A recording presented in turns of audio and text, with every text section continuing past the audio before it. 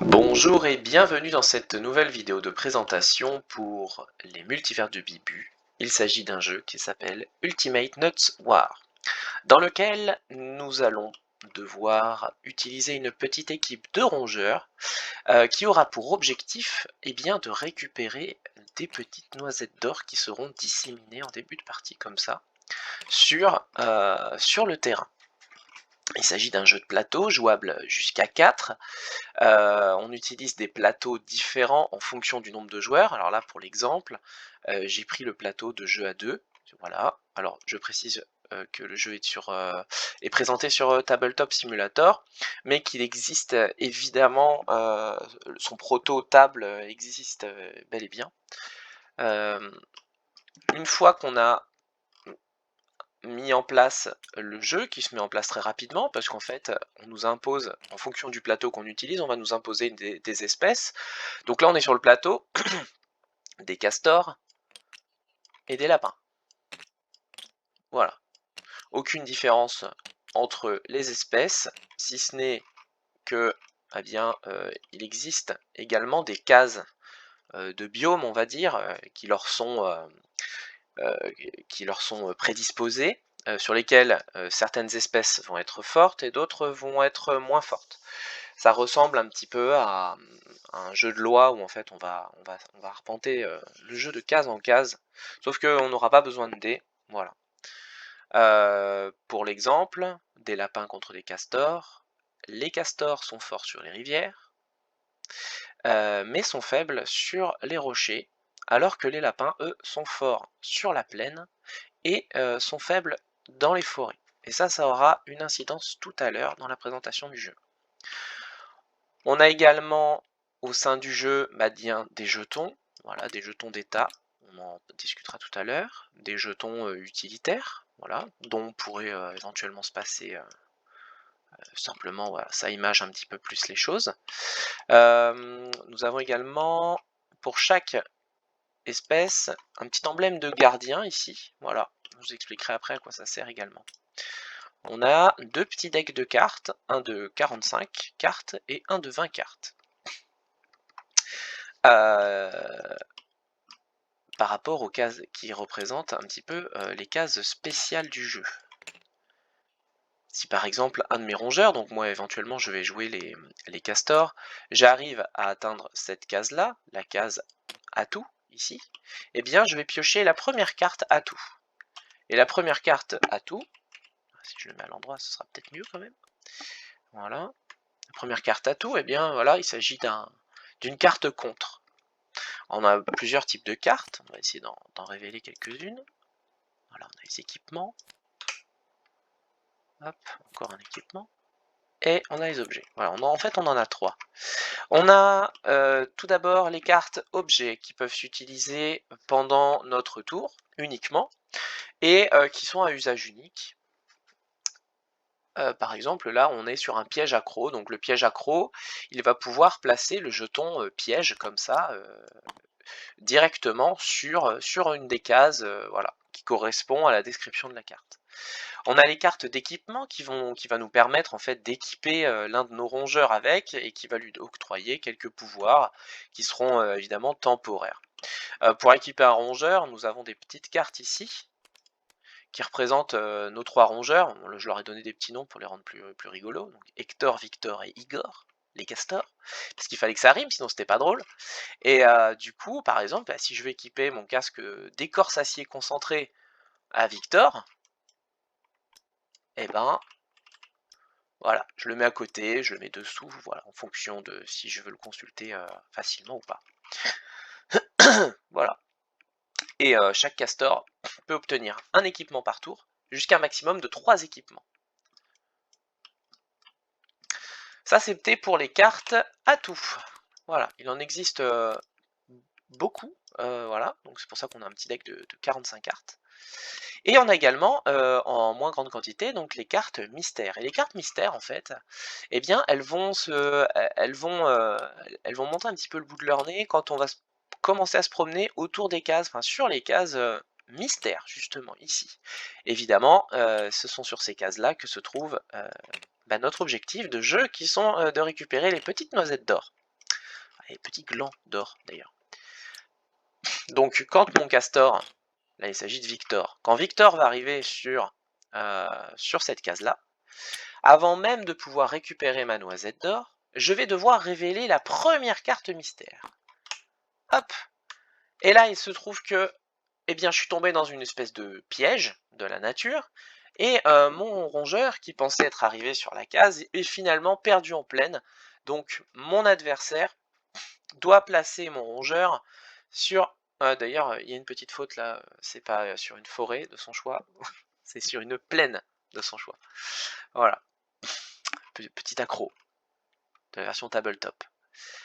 Donc bah, mon adversaire, qui est le joueur rouge, eh bien, pourra me déplacer bah, sur la plaine de son choix, et éventuellement ça peut être vachement intéressant pour lui, parce que lui il est fort sur les plaines.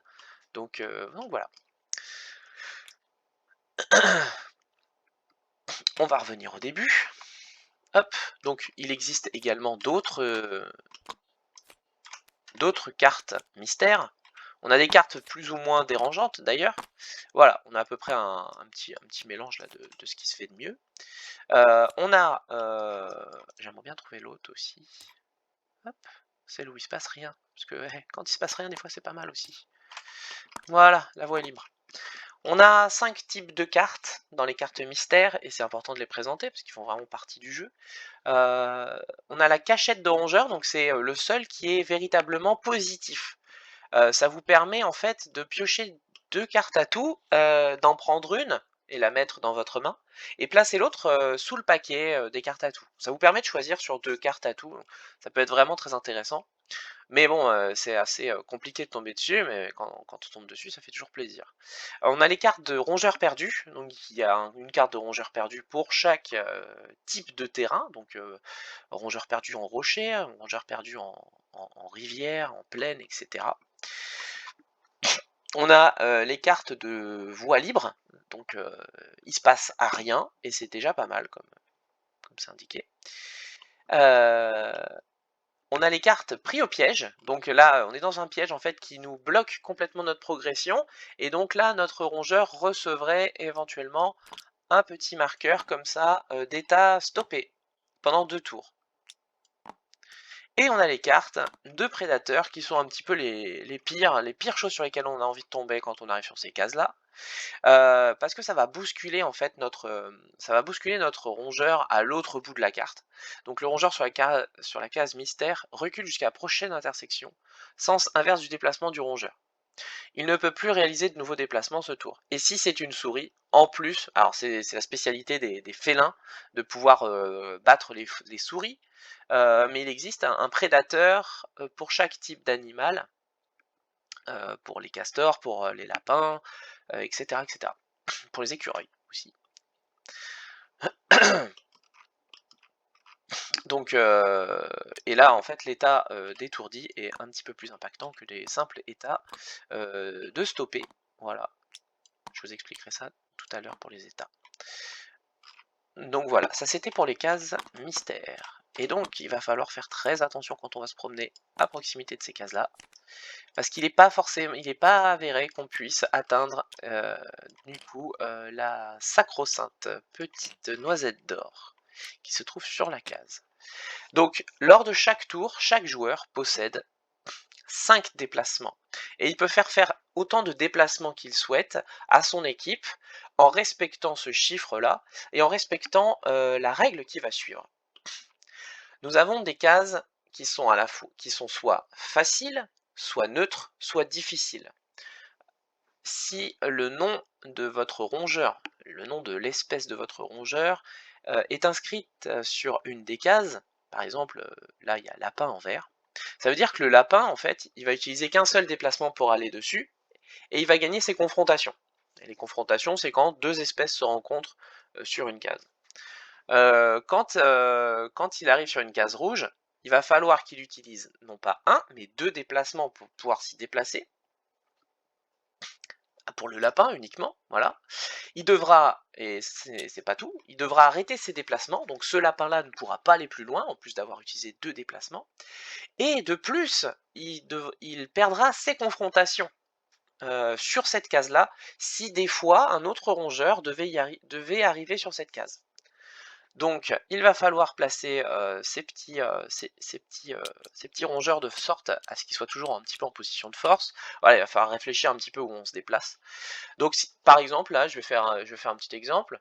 Victor toujours va utiliser 3 déplacements de son équipe. 1, 2, 3, tout de suite pour arriver sur une case d'atout, comme ça voilà, ça me fait piocher un petit atout. Voilà, ce qui peut éventuellement m'aider à m'en sortir, même sur des cases où je suis en difficulté. Donc là, je viens de piocher une grenade de gruyère en fusion. C'est un objet que je peux utiliser pendant mon tour uniquement, et il a un usage unique, comme je vous ai dit tout à l'heure. Ça me permet de lancer sur un rongeur qui serait à maximum 2 cases de distance, la grenade, du coup, et le rongeur touché devient stoppé et pitoyable. Alors stoppé parce qu'il est englué dans du gruyère, et pitoyable parce que, bah, évidemment, il est tombé dans le piège, et voilà. Alors les états, c'est là où ça intervient.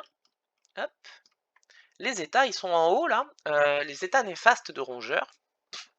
Il y en a 3, et chaque état dure 2 tours. Quand ils sont déclarés, ils durent 2 tours, même si c'est pas spécifié sur les cartes. On a l'état d'étourdi. Étourdi, il est incapable de se déplacer, de gagner une confrontation, il ne peut pas se servir d'équipement ou d'objet. C'est vraiment le pire état possible. Ensuite, on a l'état de pitoyable. Il ne peut simplement pas gagner de confrontation. Il est indiqué également que si un rongeur se fait voler une noisette, quelle que soit la façon, même si la carte utilisée pour voler la noisette ne donne pas l'état de pitoyable, il va quand même gagner cet état-là en perdant sa noisette. Et on a également l'état de stopper qui n'empêche absolument pas de gagner ou de perdre des confrontations, ou d'utiliser des objets, des équipements, etc. Simplement, il empêche de bouger. Voilà. Donc ça veut dire que le petit bonhomme qui sera stoppé, ne pourra pas effectuer de déplacement pour son équipe. Et ça, c'est bien triste, parce que un rongeur immobile est un rongeur qui va se faire attaquer, globalement. Voilà. Donc là, j'ai amené Victor ici pour piocher une petite carte atout. Je vais positionner, donc ça me fait 3 déplacements, je vais positionner Hector, donc le numéro 1. Voilà, hop. Alors oui, petite précision, on a des petites flèches. Alors sur Tabletop, c'est toujours un petit défi d'y arriver, mais on a des petites flèches de direction ici qui sont rouges, et en fait on doit avoir une petite rigueur, c'est-à-dire déplacer notre petit bonhomme, voilà, lui donner un sens de déplacement. Parce qu'en fait, on ne peut pas revenir en arrière, on ne peut pas faire ça, hop, pendant le jeu.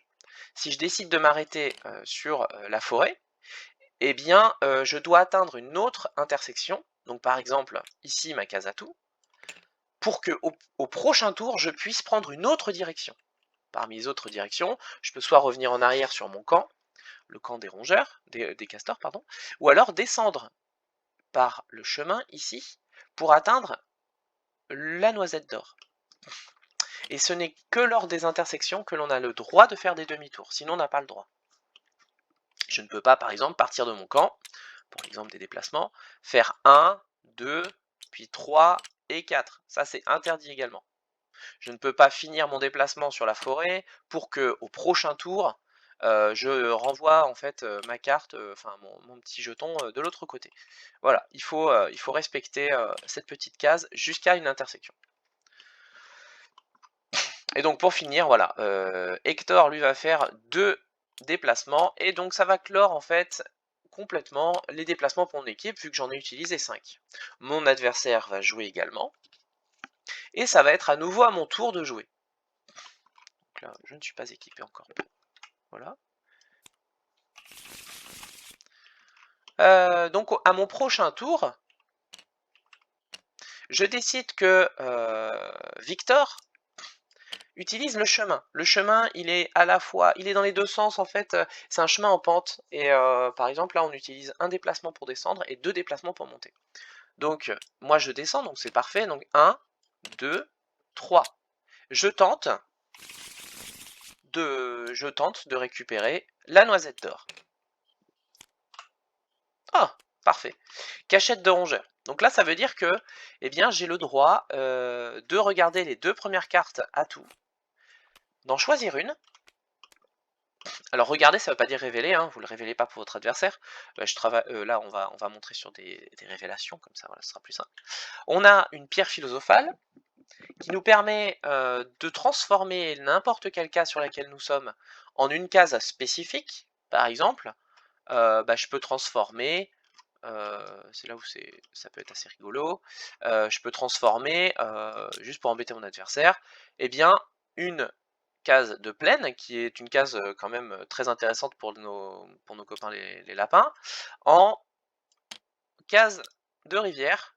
Voilà, je change leur force en ma force à moi. Voilà, c'est un peu l'usage de la pierre philosophale. Le bâton de divination, par exemple, lui, eh bien, il permet à chaque fois qu'on doit piocher une carte atout ou révéler une carte mystère, je peux regarder les 3 premières cartes du paquet à la place et choisir la carte que je souhaite piocher ou révéler. Hop, petit problème, voilà.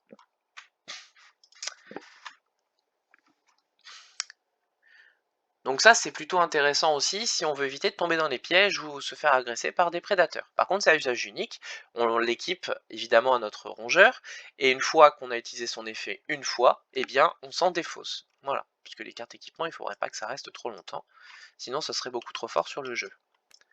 Hop, donc ça revient en carte atout. Ah bah non, du coup, c'est que je dois en piocher un. Je vais prendre le bâton de divination, voilà, pour l'exemple.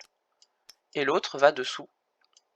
Hop, grâce à ma carte cachette de rongeur. Et comme il se passe rien et que je reste toujours sur ma case, eh bien je peux prendre la noisette d'or. Et là, la noisette d'or va sur la carte qui correspond au rongeur qui l'a trouvée. Et là, attention, transformation, hop, on retourne notre rongeur. Et notre rongeur n'a plus de flèche rouge, mais possède une noisette d'or sur son symbole. Et alors là, je vous ai parlé tout à l'heure des demi-tours, et bien la règle des demi-tours change un petit peu parce que notre rongeur a maintenant la responsabilité de ramener une noisette d'or. Les déplacements vont changer également un petit peu, parce qu'une noisette d'or, eh ben, c'est très lourd, et nos petits rongeurs, c'est pas forcément les plus costauds. Maintenant, pour se déplacer, donc on a toujours 5, évidemment 5 déplacements d'équipe, mais pour se déplacer, eh bien sur une case difficile, il ne faudra plus 2 déplacements, mais 3 en plus d'arrêter son déplacement. Donc par exemple, là, si je fais ça, hop, ça me prend 3 déplacements, et en plus je suis évidemment obligé de m'arrêter. Voilà. Pour les cases neutres, c'est toujours un déplacement, donc case neutre, les cases où, comme je vous disais, le nom de votre rongeur n'apparaît pas, ni en vert, ni en rouge. Mais par contre, vous ne pourrez en arpenter que 2 neutres, pas plus. Et par contre, pour les cases vertes, donc les cases de rivière, c'est un déplacement, et si vous aviez des rivières partout, eh bien vous pourriez très facilement traverser, faire autant de déplacements que vous voulez. Il n'y a pas de contrainte particulière. Voilà, il y a une contrainte sur les cartes neutres ou les cases neutres, donc on peut en arpenter que 2, et évidemment les cases difficiles, ça nous prend 3 déplacements, et ça nous stoppe. Voilà.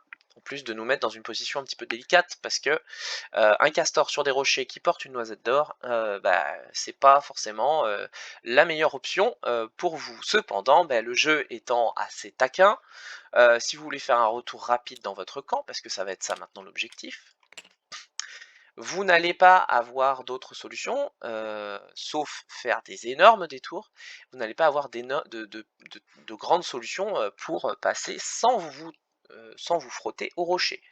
Voilà, et idem pour les lapins de l'autre côté. C'est pour ça qu'il y a des plateaux bien spécifiques pour chaque espèce. Voilà, afin d'équilibrer les chances de tout le monde. Donc là, par exemple, j'ai récupéré mon petit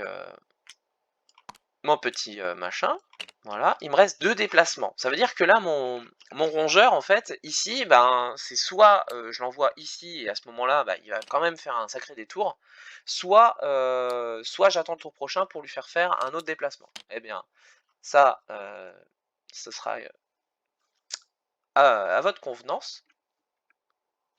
Et le but étant de ramener votre petit rongeur, de lui faire reprendre toute la direction, jusqu'à arriver dans votre camp, où il pourra, hop, retrouver son état normal et déposer sa noisette dans votre camp. Une fois qu'un joueur possède 3 noisettes d'or, il gagne la partie, immédiatement. Si toutes les noisettes d'or ont été déposées, par exemple, de cette façon, voilà, j'ai gagné 2 noisettes d'or et mon adversaire en a gagné 1, en se positionnant ici, ici et là. Voilà, tac. Eh bien, on va pouvoir réassortir une noisette d'or ici, sur la case du milieu. Voilà, tac. Et il n'y en aura pas une de plus à 2 joueurs. On joue avec 4 noisettes. Ça veut dire que là, maintenant, il va falloir être très compétitif pour soit être le plus rapide à aller chercher la noisette d'or, soit le voler à vos adversaires. Et pour le voler, en fait, on a 2 solutions. Soit on attend que notre copain le lapin récupère la noisette d'or, se trouve, alors là c'est numéro 2, hop, se trouve sur une case, par exemple celle-ci qu'on aura transformée au préalable, on lui tend une embuscade, on était là nous, hop, on fait 2 déplacements pour battre le lapin, donc rentrer en confrontation avec lui, et sur une case facile pour moi et neutre pour lui, je vais gagner toutes mes confrontations. Une confrontation, ça consiste simplement à se bagarrer en fait avec un autre rongeur, celui de son choix sur la case. Si par exemple vous avez 3 rongeurs sur une même case, vous choisissez celui que vous confrontez, et s'il porte une noisette, eh bien vous allez le dépouiller de sa noisette, hop, de cette façon, et lui il va devenir pitoyable. Voilà, pendant 2 tours. Et pendant 2 tours, il ne pourra pas gagner d'autres confrontations, donc impossible pour lui de vous poursuivre et de vous voler directement sa noisette. Sauf s'il utilise des cartes atouts.